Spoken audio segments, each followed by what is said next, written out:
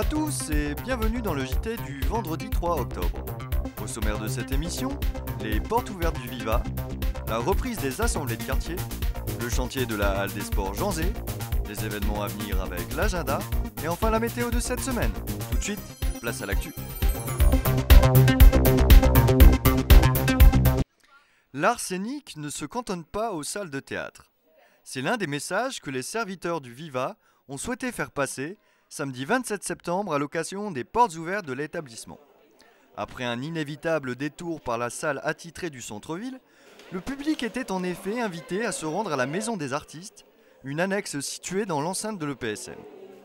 Le Viva y accueille cette année la plasticienne Belinda Annaloro, dont les œuvres croisent malicieusement le minuscule et l'immense. Un peu plus loin, le périple s'achevait dans un autre lieu inattendu, la COP du lycée Gustave Eiffel, où la chorégraphe Bérénice Legrand invitait tout à chacun à entrer en piste pour un bal rock détonnant. Voilà l'autre message de cette journée. Le Viva est un temple pour la danse et le théâtre, ouvert à tous, à un tarif abordable. Et la saison ne fait que commencer, qu'on se le dise.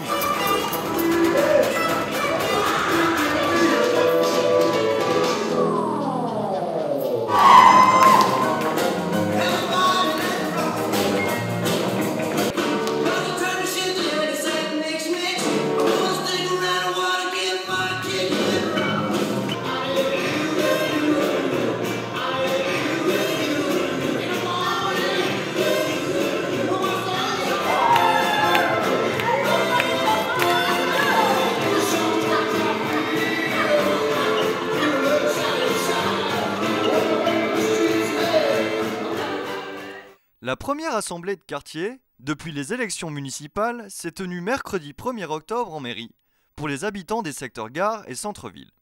Lieu privilégié de démocratie locale, ces réunions permettent aux élus de venir à la rencontre des citoyens pour leur présenter les projets en cours et réfléchir ensemble aux réalisations futures.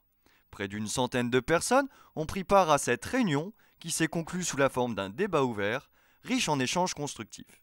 Ces prochains mois, de nouvelles assemblées seront programmées dans les différents quartiers de la ville. Le 15 octobre prochain sonnera la fin des travaux de la halle des sports Jean Zé. À compter de cette date et durant 2 semaines, les entreprises spécialisées installeront les équipements nécessaires à la reprise des entraînements pour que dans la foulée, les clubs intègrent les locaux flambant neufs. La halle des sports Jean Zé hébergera les associations de boxe française et anglaise, de lutte, d'escrime, de judo, de budokwai, de musculation, du vélo club et du cyclo-club armentiérois. Son ouverture est prévue début novembre.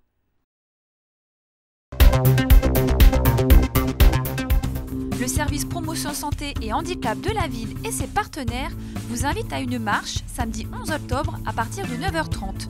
Les participants découvriront par la même occasion les œuvres réalisées dans le cadre de l'opération du Yarn Bombing.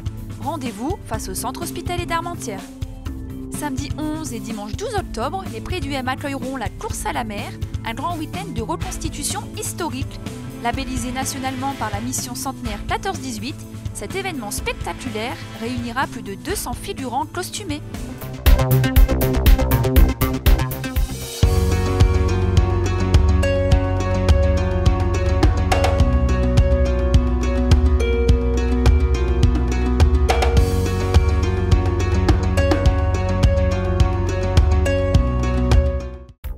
Merci de nous avoir suivis, bonne semaine et à vendredi prochain.